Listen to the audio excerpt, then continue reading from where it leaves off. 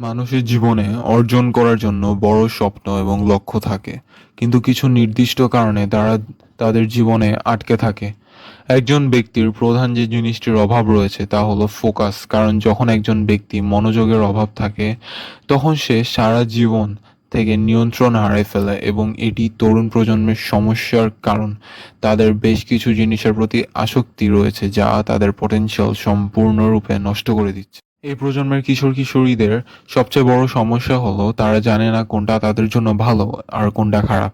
তাই তারা ভুল বন্ধুদের সাথে মিশে যায় এবং শেষ পর্যন্ত খারাপ অভ্যাস গ্রহণ করে। তবে এটা শুধু ভুল মানুষের সাথে মিশে যাওয়া নিয়ে নয়, বরং মূল বিষয় হলো এটি একজন কিশোর কিশোরীদের সেই খারাপ অভ্যাসগুলো গ্রহণ করার প্রস্তাব দেয় যা তাদের কনসেন্ট্রেশন নষ্ট করে এবং জীবনের অন্ধকার পথে নিয়ে যায়, যেখানে ফেলার ছাড়া আর কিছুই নেই। এই প্রজন্মের কিশোরেরা গেম থেকে বন্ধু বানায় বা স্কুল থেকে গসিপ বন্ধু, কিন্তু তাদের কোনোটাই কাজে লাগে না বা সত্যিকারের বন্ধু বলা যায় না, কারণ এরা সবাই একটি কিশোরের কাছে খারাপ অভ্যাস তৈরি করছে। একটি কিশোর অনেক সময় নষ্ট করে ভিডিও গেম, এবং স্কুলের বন্ধুদের কাছ থেকেও তারা স্মোকিং উইডস খাওয়া এন্ড ইত্যাদি অভ্যাস গ্রহণ করে।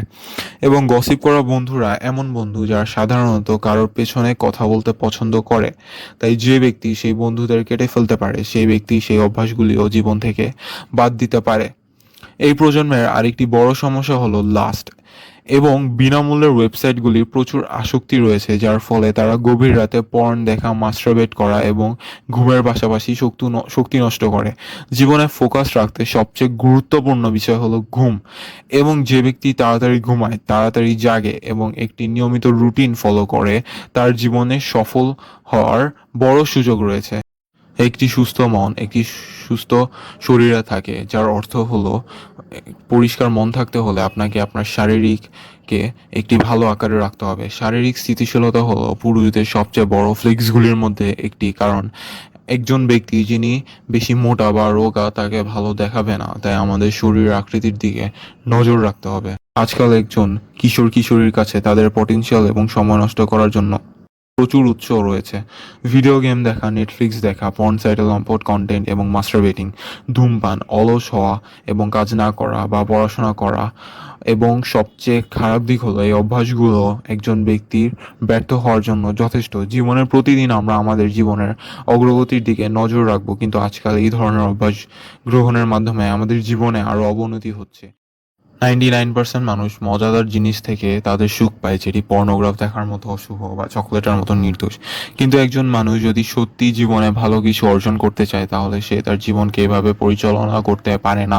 আজকের বিশ্বে সোশ্যাল মিডিয়া এবং খাবার আমাদের মস্তিষ্ককে হাইজ্যাক করছে। আপনি কিছু মানুষকে সুন্দর আকৃতি এবং বুদ্ধিমান দেখতে পান কারণ তারা সোশ্যাল মিডিয়াকে খুব বেশি সময় নষ্ট করে না বা অস্বাস্থ্যকর খাবার খান না। আজকাল কিশোর কিশোররা অস্বাস্থ্যকর খাবারের আসক্ত হয়ে পড়েছে। এছাড়াও কিশোর কিশোরীদের অন্য মেয়েদের সঙ্গে সময় নষ্ট করা এবং সোশ্যাল মিডিয়ার অর্ধনগ্ন মেয়েদের দেখা বন্ধ করতে হবে, কারণ এতে ফোকাস এবং সময় অপচয় পরিমাণ অবিশ্বাস্য। এবং সবচেয়ে খারাপ দিক হলো অর্ধনগ্ন মেয়েদের দেখে একজন ব্যক্তি উত্তেজিত হয়ে পর্ন সাইটে চলে যায়, মাস্টারবেট করে এবং সেই সময় সে শীর্ষে পৌঁছানোর তার সম্ভাবনাকে সম্পূর্ণরূপে নষ্ট করে দেয়।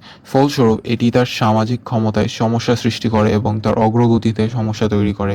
দিনের শেষে একজন কিশোর তার পরবর্তী জীবনে ব্যর্থতার জন্য তার পরিবারের স্ত্রী এবং অন্যান্য ঘনিষ্ঠজনদের মূল্য দিতে হবে, কিন্তু সেই একই লোকটি আরও ভালো করতে পারত যদি সে মনোযোগ দিত, খারাপ অভ্যাসগুলোকে বন্ধুদের এড়িয়ে চলতো এবং সস্তা ডোপামিন অর্থ অপচয় না করে এবং তাদের মস্তিষ্কের উপর ফোকাস রাখতেন এবং জীবনে অগ্রগতি করতে থাকতেন। তিনি আরও ভালো মানুষ হতে পারতেন এবং তার পরিবারের জন্য সুখী হতে পারতেন। আপনার কাছে এখনো সময় আছে। নিজেকে পরিবর্তন করুন এবং সঠিক অপশনটা বেছে নিন।